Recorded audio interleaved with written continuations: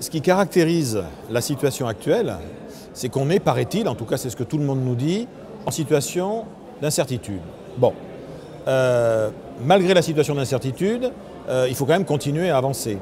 Et donc les décideurs continuent à dire, malgré l'incertitude, vous devez y aller, il faut continuer à performer, atteindre des objectifs, développer des résultats, etc. Comment on fait? Il y a les vieux trucs, travaillez plus d'efforts, plus de persévérance, formez-vous, vous ne laissez pas aller, rebondissez, positivez, etc., etc. Bon, mais en pratique, il y a un facteur quand même qui intervient, qu'on le veuille ou non, c'est le facteur chance quand même. C'est-à-dire que face à la réussite, parfois, c'est la capacité qu'on va avoir à utiliser intelligemment le hasard, on va dire les opportunités, pourquoi pas, mais ça c'est le mot politiquement correct, qui va faire qu'on va s'en sortir. Mais les opportunités, c'est quoi? Dans le fond, une opportunité pour un professionnel, par exemple, qu'est-ce que c'est une opportunité? C'est toujours la même chose. Une rencontre qui tombe à pic, une information qui tombe à pic, ou une demande qui tombe à pic.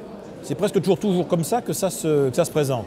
Alors comment est-ce qu'on peut faire pour créer les conditions pour que les opportunités se développent? Alors on peut les attendre au bord du chemin. Elles arrivent ou pas. On peut essayer coûte que coûte de les faire émerger. Mais comment? Alors ce qu'on a constaté dans le monde des affaires, dans le monde du sport, dans le monde de l'entrepreneuriat, c'est que les gens qui développent autour d'eux des opportunités, qui font apparaître autour d'eux des choses, dans une carrière aussi c'est comme ça, dans le fond pour qu'il m'arrive quelque chose dans la vie que je vais pouvoir transformer en chance, il y a 4 principes de vie très simples. Premièrement, il faut le vouloir, c'est-à-dire qu'il faut avoir une intention. Qu'est-ce que j'ai à l'intérieur de moi-même? Est-ce que j'ai un désir? Est-ce que j'ai un rêve? Est-ce que j'ai une ambition?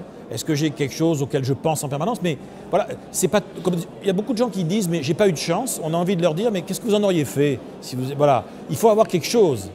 Derrière, ensuite, il faut être attentif, il faut être disponible aux événements, il faut être à l'écoute des autres. Vous avez beaucoup de gens, ils vous disent j'ai jamais eu de chance, mais c'est Coluche qui disait quand un artiste te dira j'ai jamais eu de chance, demande-lui le nombre de fois où la chance est passée chez lui et où il n'était pas là. Voilà, il faut être là, il faut être à l'écoute de ce qui se passe. Le troisième élément, c'est que parfois, justement, pour avoir de la chance, il faut commencer par pas avoir de chance.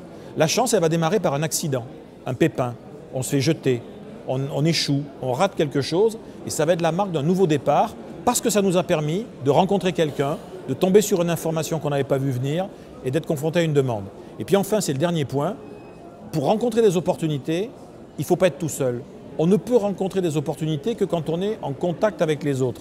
La chance, moi je dis toujours, c'est comme l'argent, l'amour, l'amitié, la connaissance, il faut que ça circule. Donc, ça veut dire que pour que des gens soient une chance pour moi, soient une opportunité pour moi, il faut que je sois une chance pour eux.